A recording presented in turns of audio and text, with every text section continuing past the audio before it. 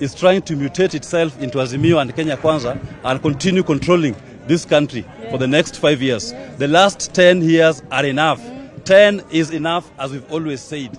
Jubilee is trying to still stifle our voices. In 2017, they tried doing it and the Supreme Court caught them. This time they're trying to control it from the beginning before we get to the point of the Supreme Court or the elections itself. That is why there's a concerted effort to stop serious candidates and contenders in this election from participating in the elections. We are not going to take this lying law. There must be recourse to find out how to deal with this kind of impunity. This is an impunity that we cannot, as a people, allow to go on. This is a capture, state capture of our country that we must say no to, and we must forge ahead and fight to the end. Thank you. Wakili, the law is very clear that you must have a degree to contest the presidential. The law is very clear that you must have a degree or an equivalent qualification. And if you have finished your education, you've gotten all the transcripts, the university has concluded you, they have even given you a completion letter, you're as good as having a degree. And the Commission of University Education has written to the IEBC confirming that your qualification is the equivalent of a university degree. At that point, the IEBC has no basis but to clear you. They have to recognize it. And I've said it in the plenary, and I repeat it here. Walter Nyambane, similar facts, similar circumstances, was cleared, the first candidate to be cleared, on same letters that we have. Same circumstances, same university, same Commission of University Education. How then can they turn around at this point to say that we don't have a university degree? The wording of the law is university degree or its equivalent, the equivocation part of it. If you've not done your graduation, graduation is a ceremony, but you already qualified. You've met the equivalent qualification to have a degree. Thank you. Thank you. Let's hear from... Thank you. Thank you very much, Willis. Thank you, all of you, for being here. Let me say very clearly, I think enough has been talked about in relation to why we are being rejected. And I want to assure Kenyans, especially my supporters, that we have qualified according to the constitutional laws of this land in full.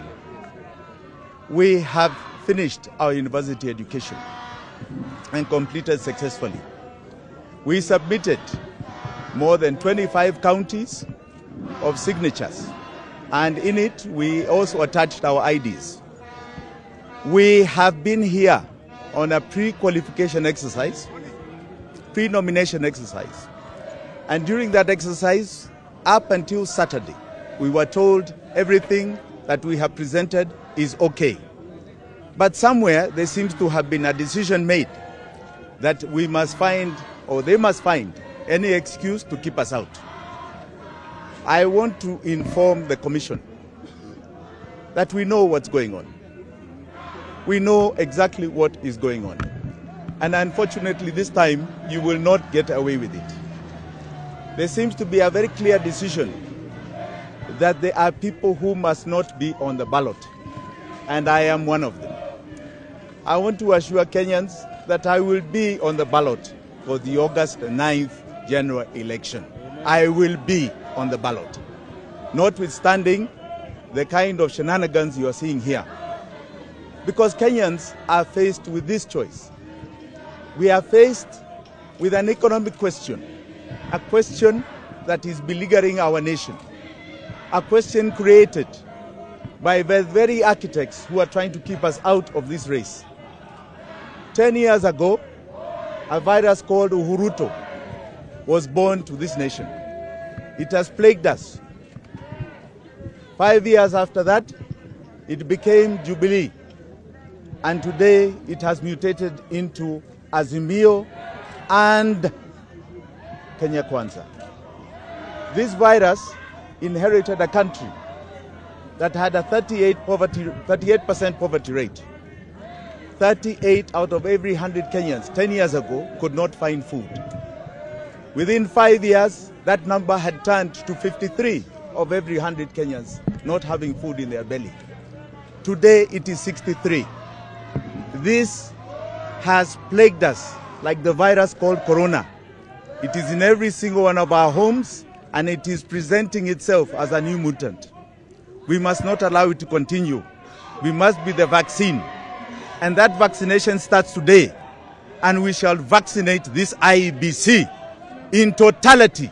With all the discrimination it has tried to do, we shall vaccinate it away because it has become part of the virus. Let me assure you, we will be on the ballot August 9th. Asanteni sana. What's the way Maybe it will be the next step. There is what you call a dispute resolution methodology, which we shall use. At the same time, we shall head to court. So please, let me assure you that we will be on the ballot. They will not get away with this. They will not. Today is the last day for IBC to conduct this process. How are you going to maneuver through that? No, once you have a dispute resolution process, this date becomes immaterial. Becomes immaterial because you have got to go through dispute resolution right up to even court. Jimmy Wanjigi pale pamoja na mgombea mwenza wake Bwana Willis wakizungumza na wanahabari kuhusiana na swala hili baada ya kukataliwa na tume ya IBC. Lakini hata hivyo mtazamaji, ni kwamba kuna nafasi nyingine kwa wao basi kurekebisha hayo mambo na kisha kurudi kwa wapo basi watapata ile idhini ya kuwa wagombea katika uchaguzi mkuu wa Agosti 9 mwaka huu. Wanjigi anasema kwamba na anahakikisha wafuasi wake kwamba atakuwa debeni. Tunasubiri tuone itakuwaje kabla ya mwisho wa siku ile ambapo ndo siku ya mwisho kwa tume ya IBC kuwa na kile kikao pale na kupokea zile stakabadhi za wagombea. Mtazamaji, hebu kwa sasa niruhusu tupate mapumziko mafupi. Muda si mrefu nitakuwa narudi, na nikirudi nitakuwa naelekea kaskazini mashariki mwa Kenya. Nazungumza naye Brian Obuya kuhusiana na hali usalama katika kaunti ya Marsabit pamoja na jopo langu ambalo tunazungumzia safari ya Agosti 9. Usiondoke.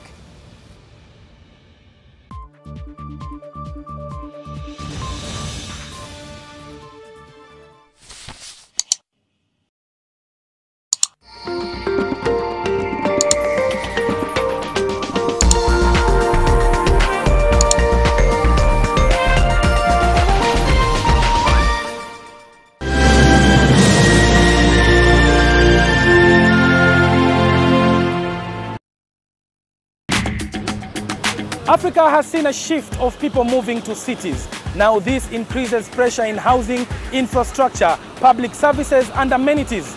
This may also lead to challenges like environmental degradation, food scarcity and the need for economic vibrancy. This week I'm in Kisumu to look at the role Africa's intermediary cities play in Africa's economies. Each of Abidjan's 5 million workers is estimated to spend at least an hour a day in traffic jam because infrastructure is saturated and poorly interconnected. The government has been working to address the problem by offering alternative means of transport. I felt that I had a role to play to save women and their young children, to empower women to participate in development.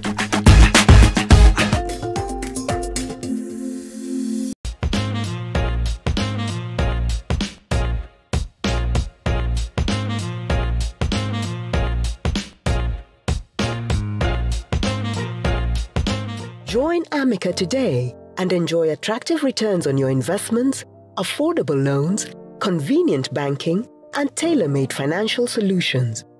Amica Savings and Credit. Plan smarter, live better. Africa seeks crowd investment into its energy sector as the continent pursues the ambitious New Deal on energy, which targets 100% access in urban areas and 95% in rural areas across the continent by 2030. Realization of this agenda demands leveraging grid-scale and off-grid solutions and related technological advances, whilst maintaining focus on the needs for sustainability. Kenya is a global leader in the pursuit for sustainable energy transition, with more than 90% of electricity consumption drawn from renewable sources. How can Africa de-risk the high capital investment into the energy sector and bring on board more players? How does the continent adopt a policy environment which catalyzes investment into the energy sector? The Sustainable Energy Conference, slated for 16th and 17th June 2022 at Kengen's Olkaria Geothermal Fields in Naivasha, seeks to place the spotlight on some of these issues and help chart Africa's path to sustainable energy transition. Tickets available on kenyabuzz.com. Sustainable Energy Conference. Renewable energy for sustainable development. Hi everyone, this is The Game Plan. We're still discussing football. Unfortunately, in Kenya, it can also be the most depressing sport in the world. Yes, 2-0 down, these guys are not coming back. And then I blinked, 3 goals. I'm like, the one big advantage, Carol, though, is that we don't have a lot of Man City supporters in Kenya. So we'll all be blessed. Roy, I found them yesterday. You found them? Oh my goodness. The Game Plan in association with Coca-Cola.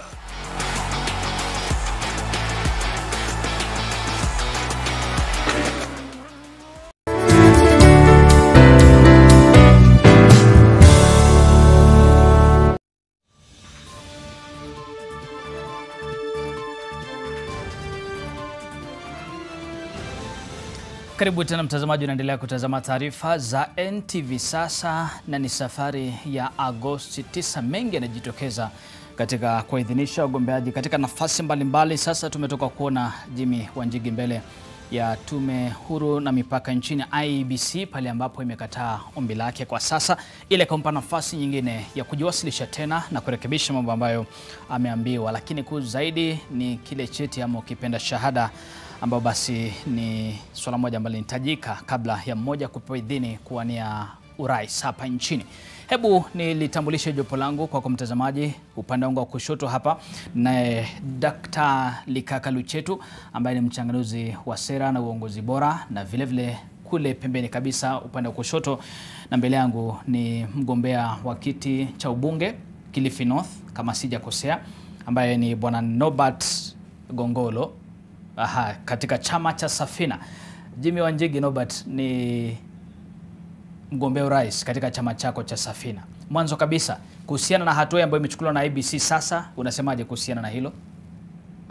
Kwa kweli, kusema kweli, hapo ni maonevu imefanyika kwa Jimmy Wanjigi. Sababu kwa hii dunia ukiwa unahitaji kupata uhakikisho kwamba mtu ako na shahada, lazima uongee na University Commission. Na hiyo ndo ingepeana ripoti kwa Chebukati. Na hiyo haikufanyika.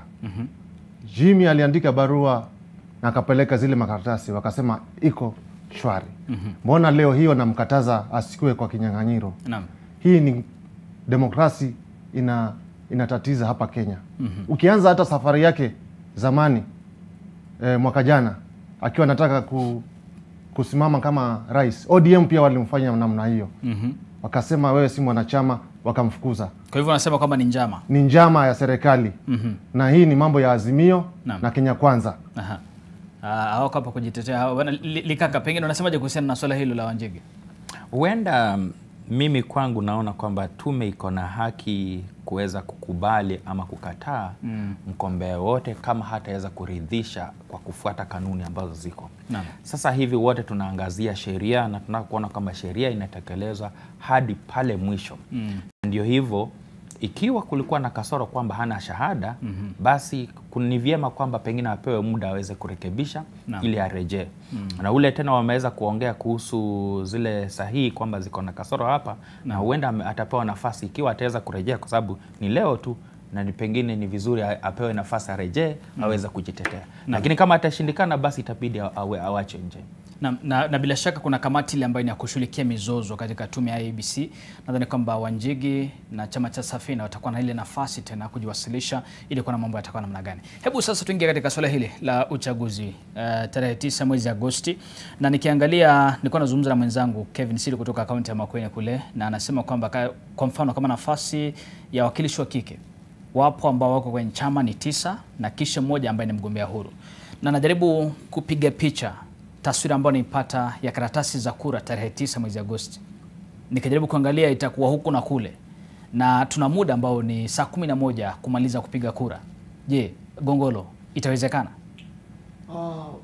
Kusema kweli itawezekana, sababu tuko na imani vile vifaa walipata ni vya teknolojia ya kisasa. Naam. Na ukiangalia, ukienda kupiga kura, kama wagombeaji ni wengi na teknolojia inaweza support, basi IBC itakuwa inaweza. Naam. Inaweza. Kwa hivyo unaona itakuwa sawa. Itakuwa sawa. Dr. Likaka, masaibu ambayo yamejitokeza, ukijibu hilo ambalo nimemuuliza Gongolo, lakini masaibu ambayo yamejitokeza kwa wengi ambao wanajiwasilisha mbele ya tume ya IEBC, matatizo ambayo yameibuka na vile vile lawama zikaibuliwa kuhusiana na tume ya IEBC. Tumetoka kwa viongozi mbalimbali. Mwangi Weria alikuwa pale, sasa tunamwona Jimmy Wanjigi, wamekuwa wengine wengi tu katika nafasi mbalimbali za uongozi. Je, hizi changamoto tukienda nazo kwenye uchaguzi mkuu itakuwa namna gani? Nianze kwa kuguzia lile swala la ile karatasi ama vile tutaweza kufanya. Naam. Kwa sababu tuko na vifaa ambavyo vinaweza kudhibiti teknolojia ya sasa na kuweza kupiga kura. Si vigumu, maana katika kila station ama kituo wataweza kupeana vifaa vya kutosha, na tunaweza kuwa na foleni tofauti kuweza kukidhi mahitaji ambayo yako.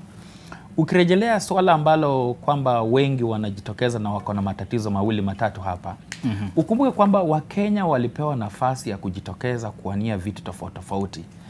Na kisungumkuti ni kwamba wengi hawajaweza kutilia maanani sheria. Maana kuna sheria na vigezo ambazo lazima viweze kutekelezwa, na ingekuwa vyema kwamba wagombea uchaguzi wote ambao wanataka kuwania viti wote waweze kutii sheria na kufanya ile rehearsal mapema, wajipange kwa kutia sheria, kufuatilia kuona kwamba wanajipika msasa kabla waje mbele ya tume. Maana matatizo haya yangeweza kushughulikiwa hapa awali ikiwa wangeweza kupata nafasi na kupiga msasa haya yote, ili kwa sasa tusiwe na shida. Na hata kuelekea mbele, sheria inasema kwamba wale ambao watakuwa wameondolewa watatii sheria na wataweza kuunga vyama ama viongozi wale wengine, ili tuendelee kulinda nchi yetu pamoja na kuelekea kwa uchaguzi na amani. Na vile vile katika pumzi hiyo, sasa inanipa fursa hii ya kuuliza mtazamaji swali ambalo tumeuliza katika mtandao wa Twitter. Pale tumeuliza, je, uchaguzi huu mtazamaji unahisi pengine unatofautiana vipi na chaguzi nyingine zilizopita tangu mwaka 2013? Hii ni katika katiba mpya mwaka 2010. Je, unahisi uchaguzi huu wa mwaka 2022 utakuwa tofauti kwa njia zipi ukilinganisha na chaguzi ambazo zimepita? Hebu zungumza nasi kupitia @NicholasWambua_ @NTV Kenya, hashtag ikiwa ni NTV Sasa. Jumbe zako nitakuwa nazisoma kabla ya kutamatisha taarifa hizi, lakini nisome ujumbe mmoja wa Kenya First. Anasema uchaguzi huu ni baina ya risasi changa ya kwanza na risasi mzee ya mwisho, baina ya mambo ya historia na mambo yaliyomo na yajayo. Tofauti ni kama usiku na mchana. Kisha akabandika picha kadhaa pale, bila shaka ambazo nadhani kwamba naweza sema nagemea upande gani wa siasa.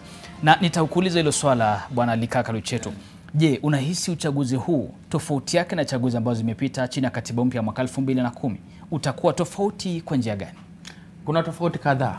Kwanza swala la jinsia linajitokeza sana. Na tunaona kwamba wakati huu ni mara ya pili ama ya tatu sasa tunaleta swala la wale women representative, na unaona wamejitokeza wengi mno. Huenda katika uchaguzi huu tutaona kwamba ni wengi zaidi kuliko hapa awali. Swala lingine linajitokeza ni kwamba ni historia kwamba deputy president anawania kiti cha urais, ambapo hapo awali hatujaona wale ambao wamekuwa katika ofisi wameweza kujitokeza kimasomaso jinsi ameweza kufanya. Hapo tena ni historia upande mwingine.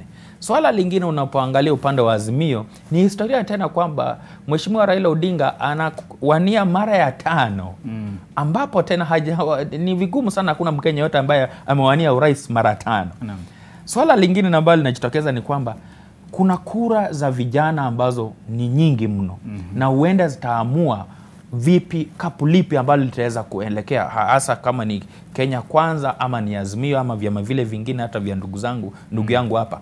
Kwa sababu vijana kwa mara ya kwanza ukiangalia idadi yao imeongezeka mno, na huenda watakuwa na nafasi nzuri ya kuweza kuamua jinsi Kenya itapoelekea mbele baada ya Agosti 9.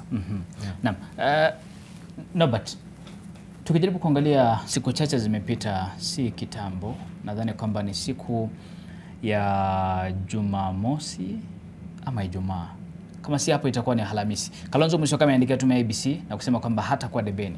Na mara tena akajiunga na Raila Odinga kwenye muungano wa Azimio One Kenya.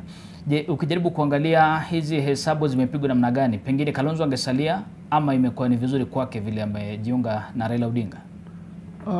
Siwezi sema kujiunga kwake kwa Raila Amolo Odinga ni mzuri ama ni vibaya. Ni amuo lake, lakini kusema kweli hiyo naona ni kama ambaye amefikiria maslahi yake. Nitapata nini kwa Azimio? Ndio akarudi pale. Lakini kusema kweli huu uchaguzi huu watu watashangaa sana wakidhani mtu ambaye atachaguliwa kama rais ni mtu fulani ambaye pengine ako na watu wengi ama ako na ufuasi.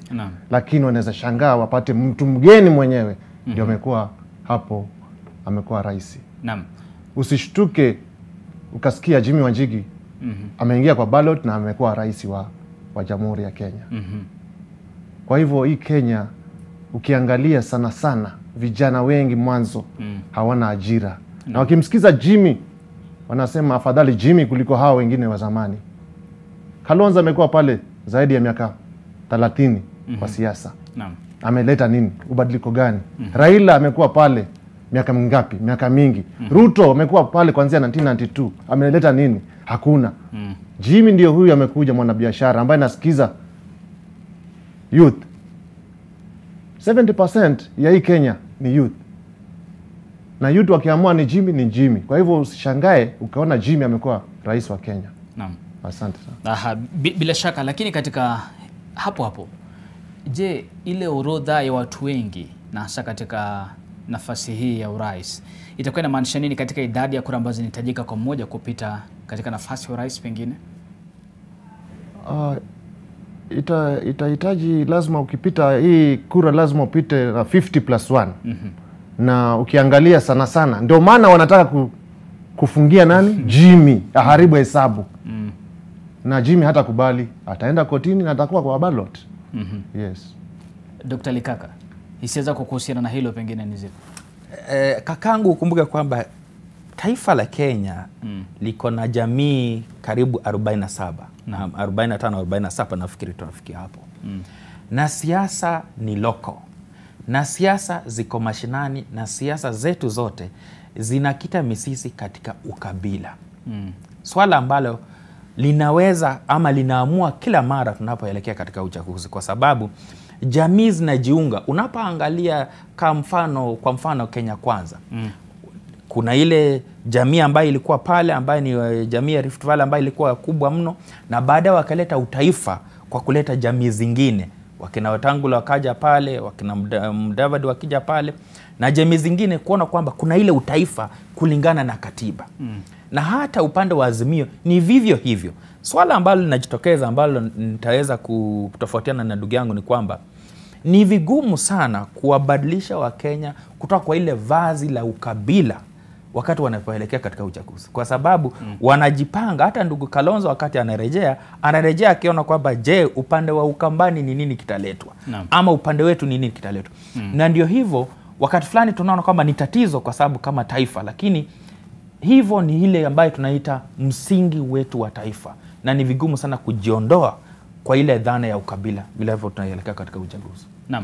Hapo sasa ningependa kidogo, manake tumeelewa hayo na vizuri, ningependa tuangazie swala nyingine ama swala lingine ambalo limezungumziwa kwa kina tu katika majukwaa mbalimbali, na hili ni la mawaziri kujihusisha kwenye masuala ya siasa. Hili limepingwa, tumesikia hata upande wa Kenya Kwanza ukilia. Lakini niwakumbushe kwamba mwaka 2017 vile vile kulikuwa na hilo swala utata, Raila Odinga pale akiteta kuhusiana na mawaziri kupiga kampeni. Wakati huo naibu rais William Ruto alikuwa upande wa serikali, alikuwa upande ule ambao mawaziri walikuwa wanapiga debe. Je, mbona mambo sasa yanabadilika? Norbert, pengine hisia zako kuhusiana, je, ni haki, ni vizuri kwa mawaziri kupigia ama kuunga upande moja wa kisiasa? Si haki wapiganie mgombea wa rais, waseme wapigie debe mgombea wa rais fulani. Lakini hapa sheria Kenya haifuati. Na kama sheria haifuatwi hizo vitu huenda zika happen namna hiyo. Sasa unapata waziri anapiga debe mgombea fulani, kesho yuko ofisini. Na haitajiki kwamba civil servant hatoshi kuwa kwa siasa. Lakini hapa haifuati hiyo sheria. Na sijui kwa nini mahakama haiangalii maneno. Mtu akienda against hiyo sheria lazima achukuliwe hatua. Lakini hapa Kenya ni kama hatuna sheria. Sheria zifuatwi. Lazima tuheshimu mahakama na sheria zifuatwe. Ndio tukue na Kenya mzuri. Daktari, kuna swala hapa ambalo nimemsikia naibu rais William Ruto akizungumza na kusema kwamba kuna tatizo mawaziri kupigia debe upande mmoja, hasa upande wa Azimio One Kenya kuwapigia debe.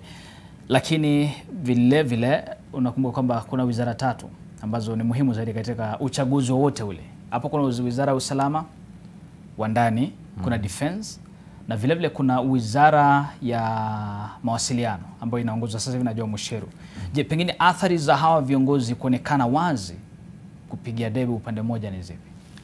Kakangu, kuna masuala ambayo pengine tunayaona tata kwa wakati huu kulingana uko upande gani. Mbeleni wakati walikuwa kwamba ni wako kwa serikali na wote wanapigia serikali debe, hawakulalama. Na ndivyo hata inarejea kwa ile swala ambalo ningesema, ikiwa leo Rais Kenyatta angeweza kujitokeza kimasomaso na aseme kwamba anampa support Kenya Kwanza. Je, wangesema Kenya Kwanza wangesema kwamba ni mradi wa serikali?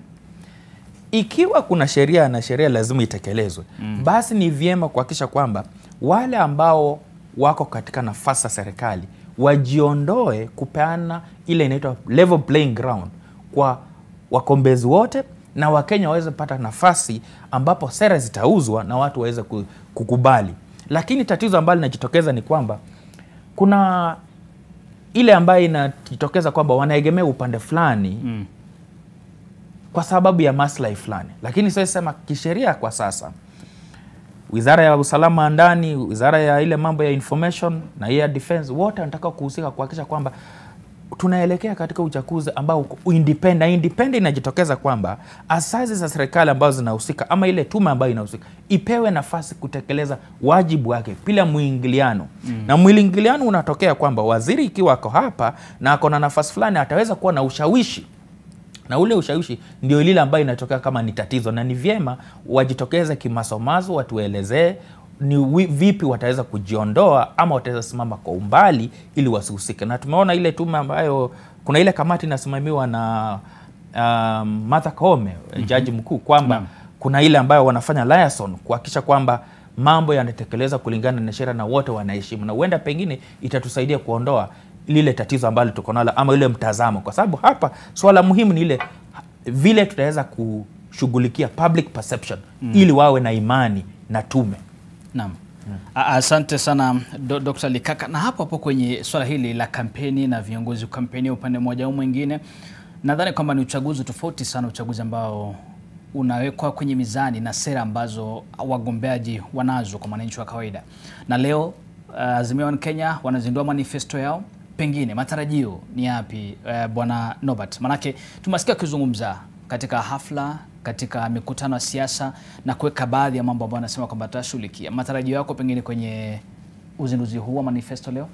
Manifesto ya Azimio ni ile tu ya kitambo. Ni kama wanarejelea tu ile ya 2007, 2013, 2017 na sasa 2022. Lakini kwa hiyo manifesto wanasema wanapeana 6,000 kwa kila jamii ambayo ni kama inaitwa nini? Inaitwa kama needy, wale ambao needy families. Tuko na needy families more than hiyo wameandika hapo. 2,000,000. We have more than 2 million needy families here. Wangesema kwamba kila mtu ambaye hana ajira anapewa kiwango cha pesa, kama ni hiyo 6,000 ni sawa kila mtu. Vile ndio inafanyika Uingereza ama Amerika. Kama huna kazi, wewe uko assured na pesa yako 6,000 unapata mwisho wa mwezi. Chakula inapeanwa, unapewa food stamps. Kama ni healthcare, serikali inakulipia kama huna pesa ya insurance inakulipia. Lakini hapa ni vile manifesto yao ni hiyo tu. Lakini Jimmy alikuwa anakuja na manifesto mzuri sana ya kuwa atatengeneza ajira ya 13 million.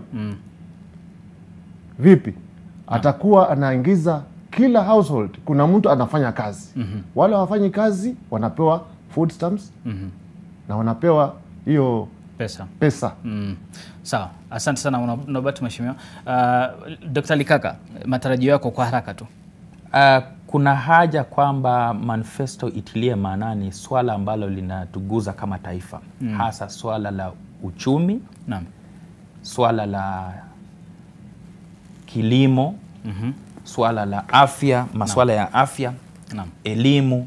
Kuna sekta ambazo lazima ziguziwe ama serikali ambayo itakuja izingatie sekta fulani kuhakikisha kwamba shida ambayo Wakenya wako nayo kwa sasa inaondolewa kwa kuinua uchumi na kwa kupunguza gharama ya maisha. Na itakuwa vyema kwamba hata hiyo manifesto wakati wanaweza kutueleza, Wakenya waweza kupata nafasi ya kuweza kuuliza maswali na kuona vipi maisha yao yataweza kubadilika. Kama ni Kenya Kwanza, ama ni Safina, ama ni Azimio, ndio tupate nafasi kwamba ni ipi tuweza kuamua, ni mkondo upi tuweza kuchukua. Kwa sababu wamekuwa kinadi mambo fulani. Na huenda mambo ambayo wamekuwa wakiongelea ni vizuri sasa tuweze kuangalia, je, watatekeleza vipi kuliko ile ambayo wanaongea kwa urahisi lakini ni vigumu kuweza kutekeleza kama ile ya mwaka 2013. Asante sana mtazamaji. Wachanganuzi wangu hapa amekuwa ni Norbert Gongolo ambaye ni mwanaji wa bunge Kilifi North na vile chini chama cha Safina Party, na vile Dr. Likaka Luchetu ambaye ni mchambuzi wa sera na uongozi bora. Anasema asanteni sana. Manifesto hiyo ya Azimio Kenya itakuwa inazinduliwa jioni leo kuanzia mwendo wa saa 1. Tutakuwa nakuletea hizo taarifa mubashara hapa ndani ya NTV. Basi niruhusu niseme kwamba kwaheri kwa sasa. Mimi kwa jina Nicholas Wambua.